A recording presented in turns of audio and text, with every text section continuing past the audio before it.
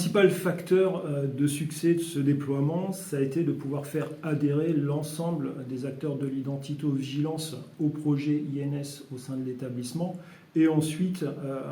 que ces derniers puissent entraîner l'ensemble des professionnels aux nouvelles pratiques d'identito-vigilance. Le principal succès, c'est d'avoir pu utiliser l'existant pour ne pas perdre les différents acteurs.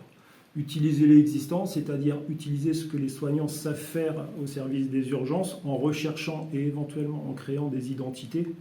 en s'assurant et en demandant si nécessaire aux patients et à leur entourage de pouvoir fournir les bons documents d'identité. Dans un deuxième temps, permettre au bureau des entrées de pouvoir récupérer l'ensemble des éléments pour pouvoir valider les identités.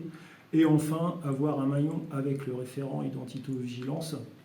qui puisse qualifier toutes les identités non qualifiées de manière automatique lorsqu'il y a une inadéquation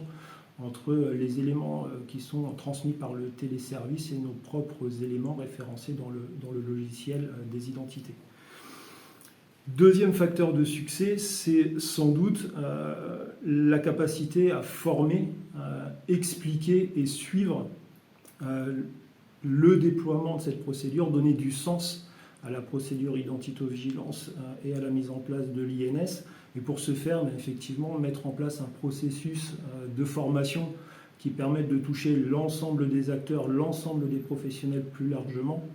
à l'identito-vigilance, à sa nouvelle sémantique et à l'importance de pouvoir valider les identités, qui est le seul maillon pour pouvoir ensuite récupérer l'INS par la qualification d'identité. Donc nous avons mis en place un nouveau processus de formation qui touche l'ensemble des professionnels. Nous avons travaillé en adéquation avec le bureau des entrées et le référent en identito-vigilance pour pouvoir former au fur et à mesure des questions qui se posaient l'ensemble des personnels qui s'interrogeaient sur certains sujets attrait à l'identito-vigilance. Puis ensuite accompagner l'ensemble des personnels, l'ensemble des intervenants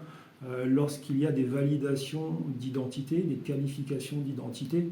des problématiques plus ou moins récurrentes sur des maillons liés à l'identito-vigilance, nouvelles problématiques, nouvelles identités, nouvelles situations non rencontrées, sur lesquelles du coup nous intervenons et pour lesquelles nous apportons des réponses pour pouvoir les faire monter en compétences.